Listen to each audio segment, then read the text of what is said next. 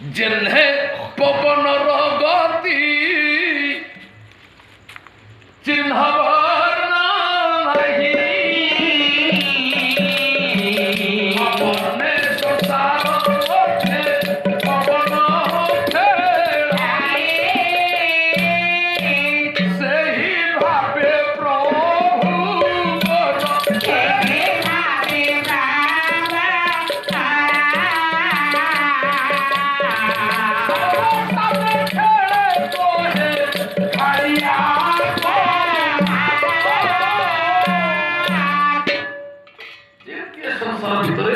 पवन कौन चिन्ह वर्ण नहीं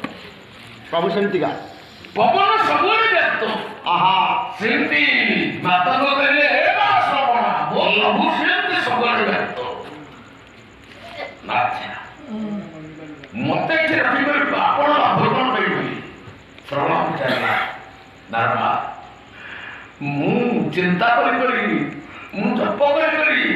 मु भजन करी आशा करी हाँ भाई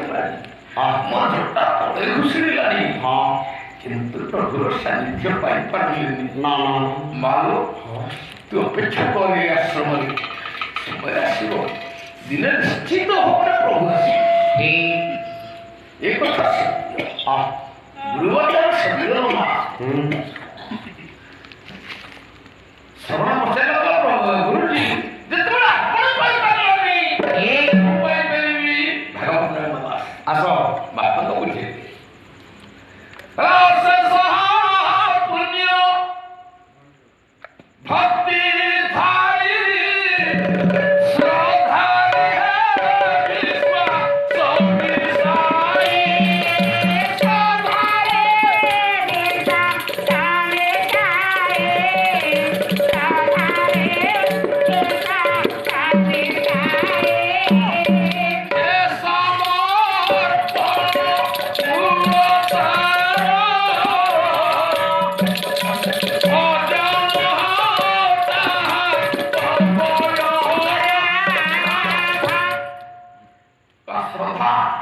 भक्ति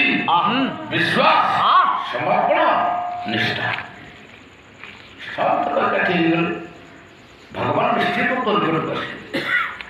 से कथा सब पचारा हाँ प्रभु गुरुजी ये तो कथा आपणकर नथिला आपणकर रूप प्रभु आपणकर निकट आसी पारे आप से औषध खाइले किंतु आपणकर रोग भल मत से रोग है औषध जो रोग भल से औषध मत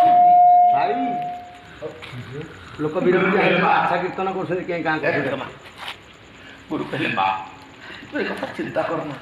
क्या अच्छा कथा कहना माँ मुझे निश्चित भाव में तो निकट को प्रभु आसवे आउ से प्रभुकर पाद धौत कर सी प्रभु तत्व जिते आशीर्वाद करुवे तो खुशी होते पाद धौत कर तू आसन बसुबू तू ताकू खाया दौबू मालो मुझे रही देखुी बस तू भी देख हाँ तू भी से मत देखा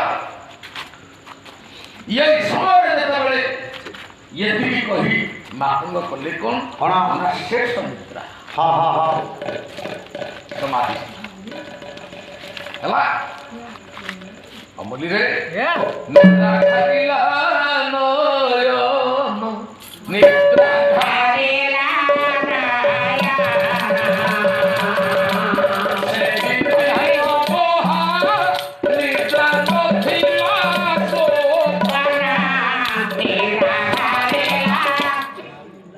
पल्लिक मीमांसा निरंतरा कला निद्रा घरिला नयन से दिन महानिद्रा नथिला जो निद्रार आलोकन अर्थ जो निद्रा आ भांगीबनी से दिन नेले समाधिस्थ मातंग शिष्य मैंने प्रकृत बाट विद्या हासिल कर चलीगले रहा श्रवण अपेक्षा करदिन प्रभु आस गुरु कहते आज्ञा गुरु कथार कि अटल विश्वास सबुदिन जंगल को जीव बोझे फल तोली आन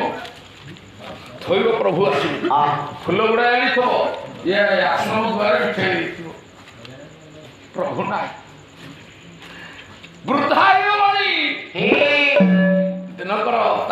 ଗୁରୁବାର ଆଜ୍ଞା ଜୋରରେ